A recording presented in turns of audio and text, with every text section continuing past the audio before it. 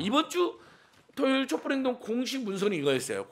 오죽하면 예. 물론 좀 너무 거칠다, 세다라고 생각하는 분도 있겠지만 네. 중도적인 분들이 보면 그런 느낌이 들 수 있죠. 근데 저는 오죽하면 이런 거를 들고 나오고 있습니다. 한미일 정상회의에 대한 시민들의 아예 반발. 일본의 앞잡이, 아예 일본의 간첩 노릇하는 것이냐. 이게 시적 비약이나 뭐 정책 풍작이나 하지만 네. 센 표현이죠. 오죽하면 이렇게 일본 앞잡이 윤석열 끝장내자. 이러다간 한미일 계속 군사동맹하고 군사훈련하고 북한하고 중국을 적대시하는 거잖아요. 지금 네. 가만히 있지 않겠다는 식으로 이야기하잖아요. 이러다가 전쟁 나는 거거든요. 전쟁이라는 게 역사적으로 보면 대결을 막 심하다 보면 우연한 계기로 전쟁이 확 나는 경우가 많아요. 그러니까요. 국지전이든 전면전이든. 그래서 토요일 날 새로운 피켓들을 좀 제가 갖고 왔고요. 네. 자, 이제 공공지구 이야기 본격적으로 해보겠습니다. 목 좀 축이고. 자, 오늘 윤석열 대통령이 국무회의, 그러니까 오늘 또 이제 을지 연습 예. 첫날이기도 한데 거기서 윤 대통령이 하는 말을 보니까 북한이 핵사용도 불사할 거다. 민관군이 국가 총력전 역량을 향상해야 된다 이런 얘기도 했는데 우리 북한이 시민들은 핵사용을 불사할 거란 건 어디서 들은 이야기인가요? 북한은 여러 번 야 이 바보들아 남한에 행사 쓰는 일은 없어. 물론 이제 북한을 무조건 믿자는 건 아니에요, 저도. 네. 근데 한반도에서 핵을 사용하면 북한이나 남한이나 다 한꺼번에 공멸하는 거 아닙니까? 그러니까 북한은 공식적으로 우리는 미국하고 적대하기 위해서 미국 본토도 미국이 우리를 말살한다면 침략한다면 미국 본토에도 우리는 타격할 능력이 됐다라는 방어적 의미로 이야기했지. 네. 미국하고 관계에서도 역사적으로 보면요. 한 번도 우리가 남한의 핵을 사용했다면 하는 적은 많은 적이 없습니다. 그런데 그런 이야기를 지 멋대로 하는 것도 웃기죠. 끝없이 그러니까 남북 간의 대화를 하고 한반도 평화를 정착할 일을 안 하고 북한이 하지도 않은 말이나 행동을 과장해서 그래서 지금 어떻게 보면 한반도의 철전지 온수나 다름없는 일본 제국주의자들하고도 손을 잡고 한미 군사동맹 국민들이 용인하는 한미 군사동맹 넘어서 한일 군사동맹까지 하고 일본은 후방기지라고 지금 이야기했거든요. 네. 이건 너무 심각한데 일본이 후방기지면 남한이 전방기지라는 거잖아요. 뭐 유엔사 기지이긴 했지만 예. 어떻게 보면 국민들 볼 때 아니, 우리가 된다는 유엔사든 거죠. 남한이 된다 이제 38선 기준으로 보면 전방기지자는 전쟁은 전방에서 되죠. 후방은 마저 물자만 되죠. 네. 군수물자 되죠. 그럼 자 죽는 건 누가 죽죠? 우리 전방에서 남한이 다 죽고 네. 후방에서 물자 되는 사람도 어떻게 되죠? 떼돈을 벌죠. 경제적 붕괴. 한국 전쟁 때도 일본이 그래서 떼돈을 번 거 아닙니까? 그렇죠. 네. 일본이 2차 세계대전 이후에 미국으로부터 전범도 제대로 청산도 안 되고 천황제를 유지시켜주고 다 봐주고 네. 그러면서 한국 전쟁 터져갖고 일본이 떼돈을 벌고 그래서 전후에 일본이 부흥하는 정말 계기로 악용이 돼버린 거거든요. 네. 반성과 사과와 처절한 고통 속에서 일본이 분단되는 게 아니라 남한 한반도가 분단된 것도 서러운데 독이 여러분 진짜 이건 자자손손으로 우리가 10대 10대에게도 이야기를 해줘야 됩니다. 모든 나라는 전쟁을 일으킨 책임으로 자기들이 분단되거나 막대한 배상을 물잖아요. 네. 독일이 배상금도 물고 분단됐죠. 그래서 그렇죠. 근데 어떻게 2차 세계대전의 진정한 악당인 일본은 분단도 안 되고 한반도가 분단이 됩니까? 근본적으로 이것부터 우리 물어야 돼요. 결국 미소 강대국의 어떤 대결 구도에서 진짜 책임을 져야 될 일본 제국주의자들의 책임 묻지 않고 천황제를 유지하고 분단도 안 시키고 제대로 전범 재판도 안 하고 느닷없이 한반도가 분단돼서 6.25 전쟁이 일어나고 민족 상잔의 비극을 겪고 수백만이 죽고 그걸 계기로 후방기진 일본은 떼돈을 벌고 전후에 부흥을 했어요. 이 기가 막힌 역사적 사실 앞에 지금도 우리는 피눈물을 흘려야 됩니다. 얼마 전에 광복절이었기 때문에 더더욱이나. 근데 광복절에 오히려 일본의 앞잡이 선언하고 오히려 일본은 후방기지라고 선포를 하고 그러면 이제 남한이 다 죽겠다는 거네. 전쟁 나가지고 중국하고 대만하고 무력 분쟁에도 개입을 하고 전쟁에 대한 우려가 커지고 있는데 계속 강대강대치 네. 한미일 북중러 신냉전 구도가 고착화되는 게 아니냐 이런 우려도 나오고 있습니다. 완전 지금 고창화되니까 네. 8.15 이건 경축사는요. 경축사로 하면 안 됩니다. 여러분. 망국사입니다. 나라 망하겠다는 선언을 한 것이고요. 그다음에 여러 평론가, 진보적 평론가들이 6.25 기념일에나 6.25 추모일에나 어울리는 기념사다. 네. 이렇게 여야에 좀 깨어 있는 사람들 그렇게 지적을 했잖아요. 그러니까요. 저도 그것도 잘못된 겁니다. 6.25 때도 그런 기념이나 추모하면 안 됩니다. 네. 당연히 6.25 때 북한이나 중국이나 소련에서 규탄할 수 있죠. 하지만 얼마나 전쟁이 비참했느냐를 이야기하면서 다시는 이 땅에서 전쟁은 나서는 안 된다. 그리고 외세가 개입하면 우리 민족의 의도와 달리 한반도에서 또 전쟁이 날 수 있으니까 반외세라든지 평화를 정확히 표방해야 되는 겁니다. 네. 아무리 우방이다 하더라도 한반도에서 긴장을 조성시키는 행위는 안 된다는 따끔한 지적도 해줘야 됩니다. 그리고 6.25를 계기로 전후에 부응한 일본이 또다시 군국자돼서 한반도를 침략해서 한반도에 고통을 주고 또 그 후과로 남북이 분단돼서 전쟁이 또 났던 그런 역사적 과거가 대표돼서는 안 된다고 일본에 대해서도 경고를 정확히 하고 일본한테도 6.25 날 기념사에도 이렇게 해야 되는 겁니다, 여러분. 네. 그러니까 6.25 기념사나 어울렸다라고 말한 건 틀린 겁니다, 여러분. 그건 정확히 여러분 지적해 주십시오. 그 사람들한테도요. 6.25 기념사도 이렇게 해서는 안 되는 겁니다. 어떻게 그 민족상전의 비극 앞에서 그 원인을 제공한 일본을 찬양하고 일본 편을 들을 수 있는 겁니까? 그러니까 6.25 기념사도 그렇게 해서는 안 된다. 제가 이걸 꼭 하고 싶었어요. 네. 자, 우리 윤석열 대통령 국무회의에 앞서서 국무회의 때 저기 도스토핑도 안 하고 기자회견도 안 하니까 지금 기자회견 기자간 다음에 도스토핑 다 안 하잖아요. 완전히 불통인데 야당 대표도 안 만나고 기자도 안 만나고 국민도 안 만나고 어디서 뭐 하고 다니는지 모르겠어요. 출퇴근은 제대로 하는지. 출근 시간 조금 늦었다고 방심위원장을 지금 해임을 했는데 윤석열이. 그랬죠. 예. 그러면 정치 검찰들이 돈 써먹고 다니고 출퇴근 아무렇게나 하고 윤석열 대통령 지금 출퇴근 아무렇게나 하고 돈 아무렇게 쓰는 거 당장 구속 사형감이에요. 이 지적도 꼭 하고 싶고요. 네. 아니 국민들이 도대체 이 양평 고속도로 게이트 이게 지금 5월 20일 그다음에 오마이 우리 TV에서 우리가 6월을 날 단독 보도하기 시작했어요. 지금 벌써 3달째 되어 가는데 윤석열 김건희 게이트라고 국민들 70% 안팎이 이해하고 있고 다 펴라고 그러는데 어떻게 단 한마디도 안 할 수가 있습니까? 이런 사람 봤습니까? 박 기자님 수십 년 하면서 십수년 하면서 그러니까 뭐 불리한 얘기는 안 하고 싶은 말만 그다음에 어떻게 보면 정치적으로 이득이 되는 말만 하고 있는 게 아니에요. 비판이 나오고 있는 상황이고요. 그리고 역대 대통령 중에 자 장모가 법정 구속이 되고요. 10원짜리 피해 한 장 준 적 없다는 장모가. 그다음에 처남이 기소가 됐어요. 네. 또 경찰이 봐주기 위한 2개월 공무집행 방해까지 추가로 기소가 됐습니다. 추가로. 네, 굉장히 의미심장합니다. 네. 근데 한마디도 안 하는 거 보셨습니까? 옛날에 일가비리나 친척비리 생기면 박 기자님도 기자하면서도 또 기자전에도 오면 뻔질나게 대통령이나 대통령 부인이나 사과를 합니다. 해명을 하고. 너무나 많이 우리나라에서 그런 일이 너무 많았기 때문에 그동안 네. 박정, 이승만, 박정희, 전두환, 노태우 심지어 YS까지 그리고 우리가 존경하고 좋아하는 DJ까지도 아들들이 잘못해가지고 문제가 됐잖아요. 네. 대통령 몇 번이나 사과했는데요. 네. 그렇죠?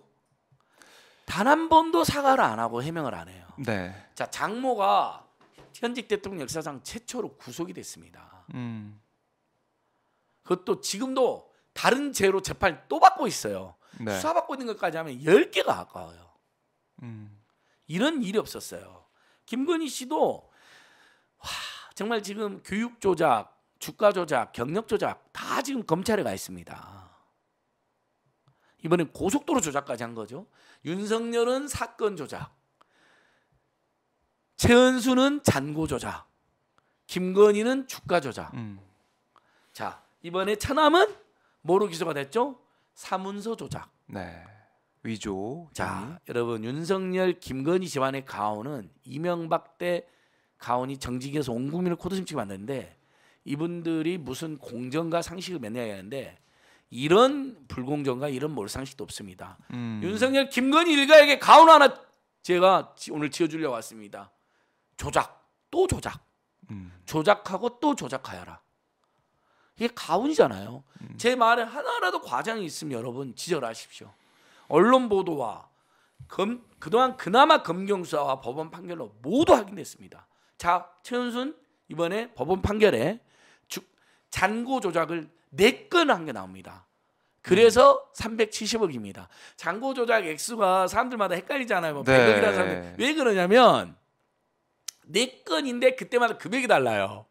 그래서 잠깐만 본 사람들 중에 100억을 조작했다 이런 말이 나온 거예요. 네. 잔고 조작을 4건에서 4번 다 행사했습니다.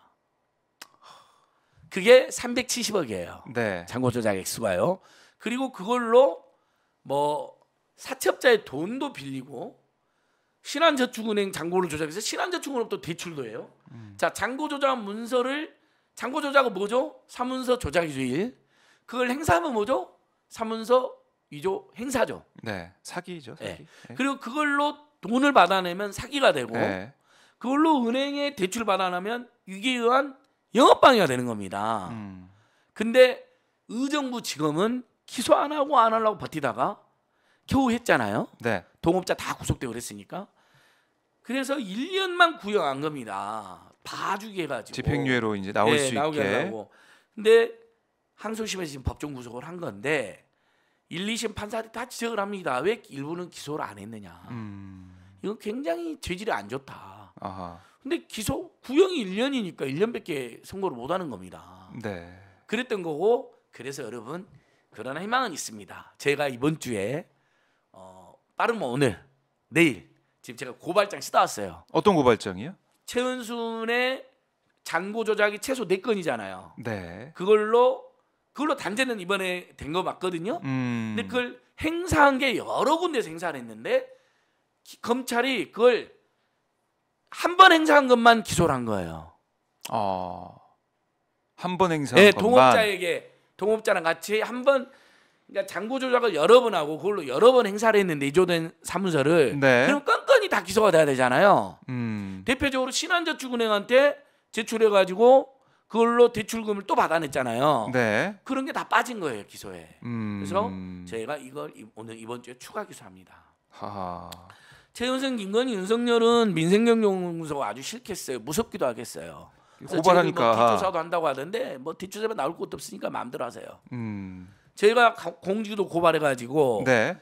경찰이 봐주기 했지만은 결국 윤석열, 김건희, 최은순, 김성교는 봐주겠지만은 네. 그래도 처남이 송치가 돼서 네. 이번에 여주지청장 한때 여주지청장이 윤석열이었는데 그 여주지청이 기소를 했어요.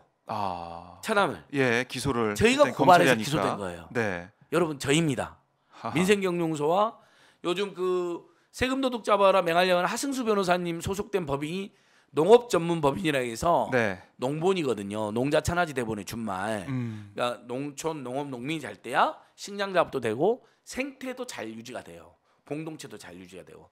도시는 너무 삭막하잖아요. 그렇죠?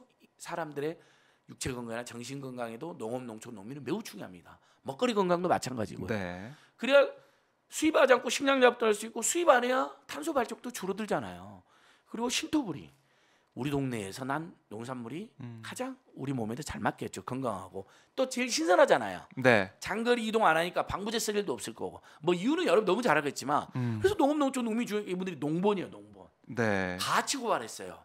진짜 세금 도둑 잡아라 하승수 변호사님은 네. 정말 엄청난 박수를 받아야 됩니다. 그분이 정치를 안 하시려고 하겠지만 야당이 비례 1번으로 모셔도 모자랄 뿐이에요. 이번에 검찰 특활비 다 밝혀냈잖아요. 네. 윤석열 한동훈 계속 거짓말하고 있잖아요. 은폐하고 있고. 그 특검하면 전원 구속이에요. 그러니까 이번에 그 야당의 특검 국정조사에 검찰 특활비가 빠져있더라고요. 1특검 4 국정조사에. 네. 그거 넣어야 됩니다. 아. 그게 진짜 비리입니다. 그것도 밝혀내야 된다. 예. 그러니까 너무 전선이 너무 많다는 지적이 있는데 어쩔 수 없어요. 자, 여러분 후쿠시마 박정훈 대령님 탄압, 잼버리 최대 파행,